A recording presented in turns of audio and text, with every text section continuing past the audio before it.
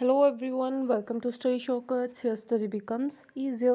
तो ਜਿਵੇਂ ਤੁਸੀਂ ਦੇਖ ਸਕਦੇ ਹੋ ਜੀ state council of education research and training ਯਾਨੀ ਕਿ SCRT ਪੰਜਾਬ ਵੱਲੋਂ ਇਹ ਨੋਟਿਸ ਜਿਹੜਾ ਜਾਰੀ ਕੀਤਾ ਗਿਆ।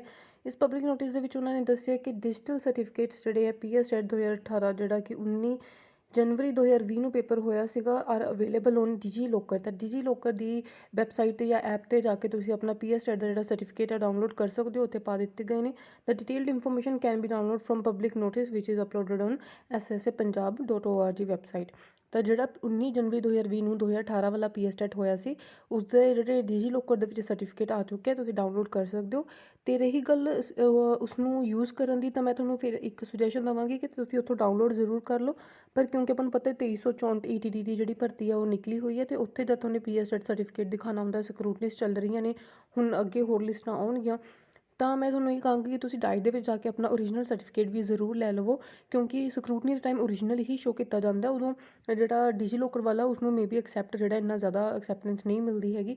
ਤਾਂ ਬੈਟਰ ਹੈ ਤੁਸੀਂ ਡਾਇਟ ਦੇ ਵਿੱਚ ਜਾ ਕੇ ਆਪਣਾ ਜਿਹੜਾ ਸਰਟੀਫਿਕੇਟ ਹੈ ਉਹ ਜ਼ਰੂਰ ਲੈ ਲਵੋ। ਡਿਜੀ ਲੋਕਰ ਦੇ ਵਿੱਚ ਵੀ ਤੁਸੀਂ ਡਾਊਨਲੋਡ ਕਰ ਸਕਦੇ ਹੋ।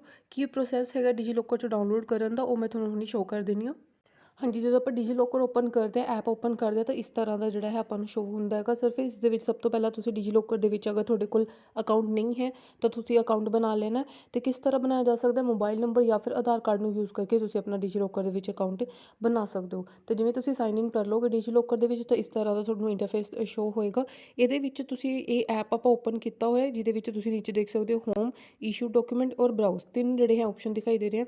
ਬਰਾਊਜ਼ ਦੇ ਵਿੱਚ ਜਾ ਕੇ ਤੁਸੀਂ ਇਸ ਤਰ੍ਹਾਂ ਜਿਹੜਾ ਹੈ ਉੱਪਰ ਸਰਚ ਦਾ ਆਪਸ਼ਨ ਹੋਏਗਾ, ਸਰਚ 'ਤੇ ਕਲਿੱਕ ਕਰਨਾ ਹੈ। ਅਤੇ ਸਰਚ ਦੇ ਵਿੱਚ ਤੁਸੀਂ ਸਰਚ ਕਰਨਾ ਹੈ ਸਟੇਟ ਕੌਂਸਲ ਤੁਸੀਂ ਸਰਚ ਕਰੋਗੇ ਤਾਂ ਤੁਹਾਨੂੰ ਇਸ ਤਰ੍ਹਾਂ ਦੇ ਜਿਹੜੇ ਜਿੰਨੀਆਂ ਵੀ ਸਟੇਟ ਕੌਂਸਲ ਆ ਓਪਨ ਹੋ ਜਾਣਗੀਆਂ। ਜਾਂ ਇਸ ਤੋਂ ਇਲਾਵਾ ਤੁਸੀਂ ਟੀਚਰ ਲਿਖ ਕੇ ਵੀ ਸਰਚ ਕਰ ਸਕਦੇ ਹੋ।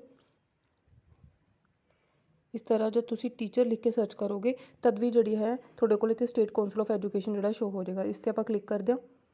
ਤਾਂ ਇਸ ਤੋਂ ਬਾਅਦ ਜਿਵੇਂ ਹੈ ਤੁਹਾਨੂੰ ਇੱਥੇ ਜਿਵੇਂ ਮੈਨੇ ਇਹ ਸਰਟੀਫਿਕੇਟ ਡਾਊਨਲੋਡ ਕਰ ਰੱਖਿਆ ਹੈ, ਤਾਂ ਤੁਸੀਂ ਜਦੋਂ ਇਸ 'ਤੇ ਕਲਿੱਕ ਕਰੋਗੇ ਤਾਂ ਇਸ ਤਰ੍ਹਾਂ ਤੁਹਾਡੇ ਤੋਂ ਜਿਹੜੀ ਤੁਹਾਡੀ ਡਿਟੇਲਸ ਹੈ ਉਹ ਪੁੱਛੀਆਂ ਜਾਣਗੀਆਂ ਕਿ ਤੁਸੀਂ ਆਪਣਾ ਜਿਹੜਾ roll number, date of birth, year ਜਿਹੜਾ 2018 ਤੁਸੀਂ ਇੱਥੇ ਫਿਲ ਕਰਨਾ ਹੈ। ਅਤੇ ਉਸ ਤੋਂ ਬਾਅਦ ਸਿਲੈਕਟ ਪੇਪਰ 1 ਔਰ 2, ਤਾਂ ਉਹ ਤੁਸੀਂ ਇੱਥੇ ਸਿਲੈਕਟ ਕਰਨਾ ਪੇਪਰ 1, ਜਾਂ ਤੁਹਾਡਾ ਪੇਪਰ 2 ਹੈ ਤਾਂ ਪੇਪਰ 2 ਸਿਲੈਕਟ ਕਰ ਲਓ।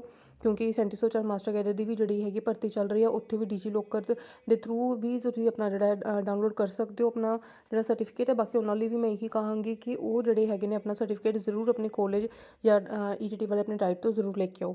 ਉਸ ਤੋਂ ਬਾਅਦ ਇੱਥੇ ਗੈਟ ਡਾਕੂਮੈਂਟ 'ਤੇ ਕਲਿੱਕ ਕਰੋਗੇ। ਗੈਟ ਡਾਕੂਮੈਂਟ 'ਤੇ ਕਲਿੱਕ ਕਰਨ ਤੋਂ ਬਾਅਦ ਆਪਾਂ ਇੱਥੇ ਡਿਟੇਲਸ ਜਿਹੜੀ ਹਾਲੇ ਫਿਲ ਨਹੀਂ ਕਰੀਆਂ, ਅਤੇ ਡਿਟੇਲਸ ਫਿਲ ਕਰ ਲਓਗੇ ਤਾਂ ਗੈਟ ਡਾਕੂਮੈਂਟ 'ਤੇ ਕਲਿੱਕ ਕਰੋਗੇ ਤਾਂ ਉਹ ਚੀਜ਼ ਜਿਹੜੀ ਹੈ ਤੁਹਾਡੀ ਸਰਟੀਫਿਕੇਟ ਦੇ ਵਿੱਚ ਐਡ ਹੋ ਜਾਏਗੀ। ਦੇਖੋ ਮੈਂ ਤੁਹਾਨੂੰ ਦਿਖਾਉਂਦੀ ਹਾਂ। ਉਸ ਤੋਂ ਬਾਅਦ ਤੁਸੀਂ ਬੈਕ ਜਾਓਗੇ ਔਰ ਇੱਥੇ ਹੈਗਾ ਇਸ਼ੂ ਡਾਕੂਮੈਂਟ।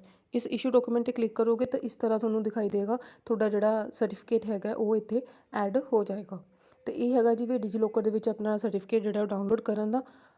ਅਤੇ ਆਈ ਹੋਪ ਤੁਹਾਨੂੰ ਜਿਹੜੀ ਇਨਫੋਰਮੇਸ਼ਨ ਉਹ ਤੁਹਾਡੇ ਲਈ ਯੂਜ਼ਫੁਲ ਰਹੀ ਹੋਗੀ। ਅਤੇ ਫਿਰ ਵੀ ਡਾਊਨਲੋਡ ਕਰਨ 'ਚ ਕੋਈ ਪ੍ਰੋਬਲਮ ਆਉਂਦੀ ਜਾਂ ਕੋਈ ਦਿੱਕਤ ਆਉਂਦੀ ਹੈ ਤਾਂ ਤੁਸੀਂ ਮੈਨੂੰ ਕਮੈਂਟ ਸੈਕਸ਼ਨ ਦੇ ਵਿੱਚ ਲਿਖ ਸਕਦੇ ਹੋ। ਅਤੇ ਇਸ ਜੀ ਇਨਫੋਰਮੇਸ਼ਨ ਆਈ ਹੋਪ ਤੁਹਾਡੇ ਲਈ ਯੂਜ਼ਫੁਲ ਰਹੀ ਹੋਏਗੀ। ਪਲੀਜ਼ ਵੀਡੀਓ ਨੂੰ ਲਾਈਕ ਕਰੋ, ਵੱਧ ਤੋਂ ਵੱਧ ਸ਼ੇਅਰ ਕਰੋ, ਚੈਨਲ ਨੂੰ ਸਬਸਕ੍ਰਾਈਬ ਕਰ ਲਓ, ਬੈਲ ਆਈਕਨ ਨੂੰ ਜ਼ਰੂਰ ਪ੍ਰੈਸ ਕਰ ਲੈਣਾ, ਜਿਸ ਨਾਲ ਤੁਹਾਨੂੰ ਆਉਣ ਵਾਲੀ ਸਾਰੀ ਲੇਟੈਸਟ ਵੀਡੀਓ ਦੀ ਅਪਡੇਟ ਟਾਈਮ ਸਿਰ ਮਿਲਦੀ ਰਹੇਗੀ।